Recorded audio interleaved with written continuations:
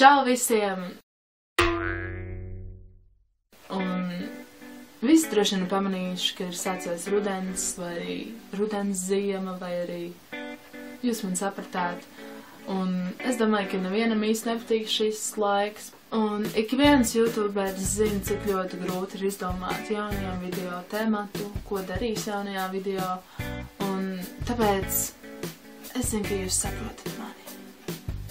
Un es šajā video vēlējos parunāt par kādām nopietnākām lietām nekā parasti. Un vienu dienu es skatījos savā āskā, un tur man ir ļoti daudz jautājumu, ap 20,000 jautājumiem. Es pamanīju dažus, kur cilvēki, laikam ar depresīvām noskaņām, vai arī mēģinot iedzīt mani depresijā, ir jautājuši, lai es pastāstu kaut ko skumīgi no savas dzīves, kaut ko aizkustinošu.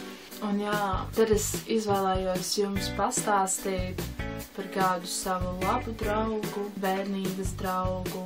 Un jā, es jums pastāstīšu par kādu savu labu draugu, bērnības draugu, vai arī vienkārši būtni, kas ir bijusi kopā ar mani gandrīz visu manu mūžu, kuras kopā uzaugu, ar kur pavadīju ļoti daudz laika kopā.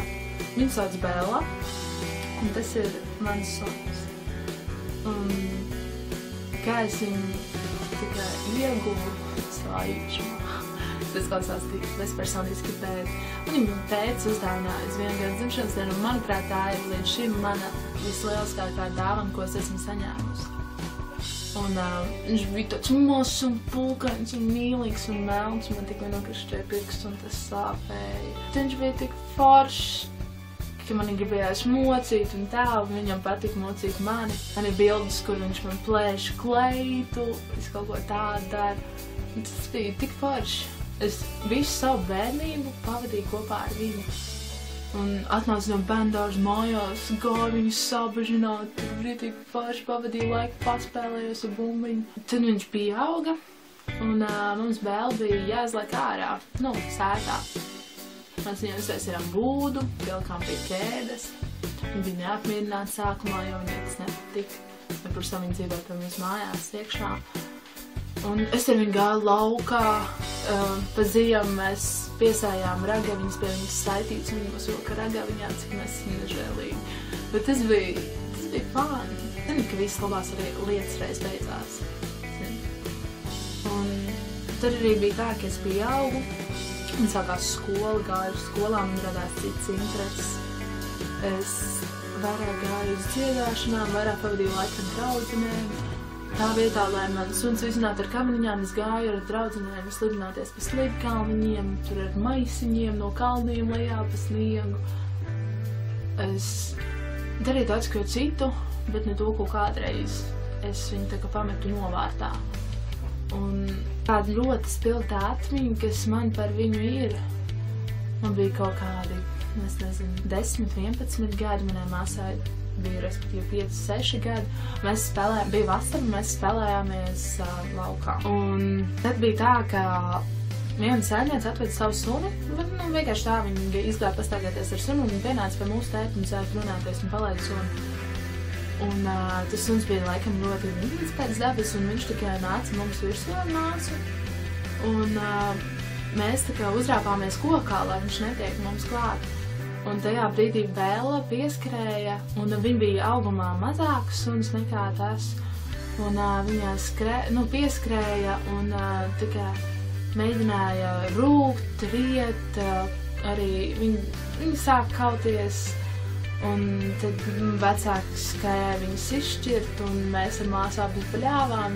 Man māsa vairāk, es netik ļoti, man vienkārši šausmās bija tik tāds trebuls, ka es īsti neko pat neaptvēru. Un beigās to suni aizvācu prom, un vēl asiņoju. Un viņas acīs nevarēja redzēt skumjas, nevarēja redzēt žēlumu, bet bija tā sajūta, ka Viņa ir priecīga par to, ka viņa izglāb mūs. Manuprāt, tāpēc saka, ka suns ir cilvēka labākais draugs. Nevis kaķis vai jūras cūciņa vai vēl nezinu kāds, bet suns. Jo suns tev vienmēr atcerās, viņš atcerās katru labo, ko tu esi darījis, katru, arī varbūt tās pēc slikto, bet viņš piedod. Un arī tagad viņa bija tik laimīga, kad arī sapost un viņa asiņoja, un man tajā brīdī palika viņa žēl. Un tā gāja laiks, viņa kļuva vecāka, bet, man bija manas aizraušanās, un es to nepamanīju. Un es ar viņu vairs negāju laukā staigāties, jo viņa ilgi nevarēja staigāt, nevarēja izturēt tikai staigāties. Un vienbrīd, kad es viņu saucu, viņa neatsaucās, un man bija tāds, vēl to viss kārtībā, es aizgāju pie viņas, viņa vienkārši gulēja, bet viņa elpoja, viss bija kārtībā, es viņai prasu Bella, un tad tikai viņa atsaucās, tā kā es biju pīgājis pie viņas klāt. Tad es sapratu to, ka viņas dzirde pasliktinās, un tā ir viena no vecuma pazīmēm. Jā, un tajā brīdī es apjautu to, ka man vajag ar viņu atkal vairāk pavadīt laika, atkal vairāk spēlēties, bet es jau biju aizgājusi pa tālu, jo man vairs nebija viņai laika. Man bija kaut kādas nodarbības, kaut kas saplānots, un varētu teikt, ka manā dzīvē vairs neietilpa viņa. Jā, tā bija viņas 12. dzimšanas diena, un mēs viņai piesājām pie galvas to banti, tā kā krievu tādīs meitenēm ir. Nezinu, ka viņas visas tagad tām lielajām bantēm, vai ne? Mēs viņai piesājām tādu lielu baltu banti uz galvas, un mēs viņai speciāli uztaisījām kūku. Un mēs sagriezām, un tad viņa arī varēja nogaršot savu kūku, devām viņai ēst, un viņa arī ēda. Tas bija tik forši, un neviens pat no mums nenojauta, ka pēc 20 dienām mums būs no viņas jāšķirās. Un tā bija Latvijas dzimšanas diena, mēs gājām skatīties salūtu. Pēc tam, kad viss beidzās, tēvs jau bija pirmais aizgājis mājās jau pirms tam, un mēs tēt ejam mājās, un viņš mums zvana un saka, lai mēs steidzamies, lai ejam ātrāk mājās, un es prasu, kāpēc, un viņš saka, ka ārsts brauc, ka mums jāspēj atvadīties no Bellas. Un jā, un tad mēs aizgājām, aizskrējām, mēs tam bijām tālu. Un es iegāju, un viņa garāža bija vaļā, un tur bija balts paleks, uz kur gulēja Bella.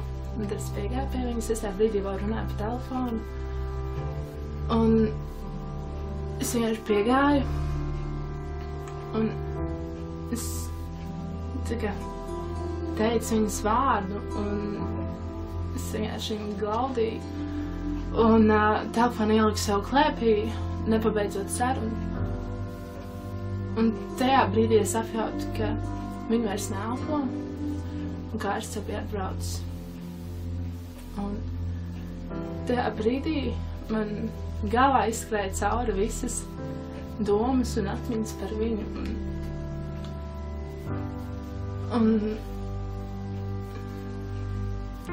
Jā, un tajā brīdī es atcerējos, un man tas viss iekšā, es nezinu, es vienkārši sāku raudāt, es apgūlos uz viņus un vienkārši raudāju. Un jā, un pēc tam teica, lai es eju prom no viņas, ka viņu ir izrakuši viņai kapu vietu, mums turpat sētā, un viņu aiznes prom, tur apglabāja un iestādīja kods krūmu. Un jā, es aizgāju mājās, es iegāju iekšā, vienkārši es paņēmu šo te peli, vienkārši apķēru, un kaut kādas 2 stundas vienkārši es raudāju, es domāju par visu, ko es esmu savā dzīvē darījusi ar viņu. Es skatījos bildes, kas man ir ar viņu.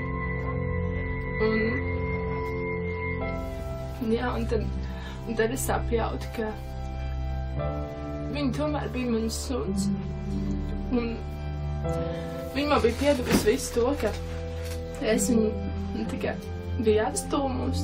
Un ja nav gaidīju ar katru reizi man mājās un gribēju, lai es aizēju viņu sapažību, samīroju kā vecajos labajos laikos. Un jā, un tas bija tas, kas ka man lika vēl vairāk pārdzīvot tas, ka es pēdējā laikā nepavadīju viņas pēdējās dienas ar viņu. Es biju kaut kur prom, kaut kur ar cilvēkiem. Un es nenovērtēju to, ka viņa vienmēr bija ar mani, ka viņa vienmēr gaidīja mani, ka viņam bija vienalga, kā es izskatos, kā es uzvedos, ko es daru ar savu dzīvi. Un, jā, ka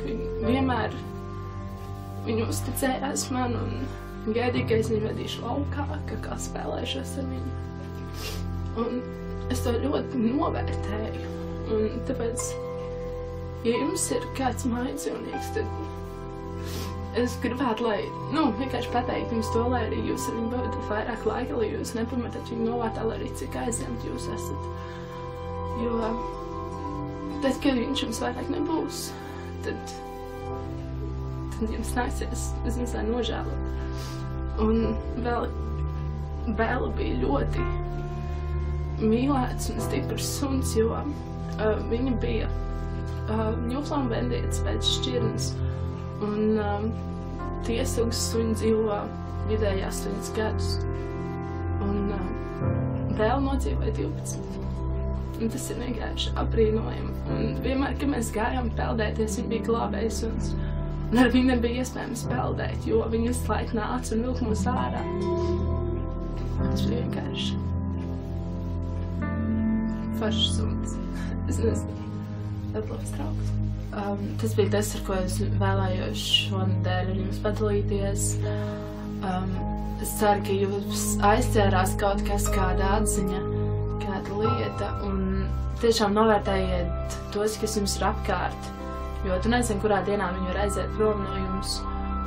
Un, ja jums ir bijusi līdzīga situācija kā man, vai arī jūs vēlaties man kaut ko pastāstīt par saviem mājdzīvniekiem, tad jūs to droši varat rakstīt, jūs varat rakstīt man, jūs varat rakstīt lejā komentāros, jo tas ir ļoti interesanti un dabiski, ka tā vienkārši notiek, un ir interesanti uzzināt cilvēks, kam ir bijušas līdzīgas situācijas, un kāds ir bijis tā, ka viņi tas kopējais stāsts ar viņu dzīvniekiem.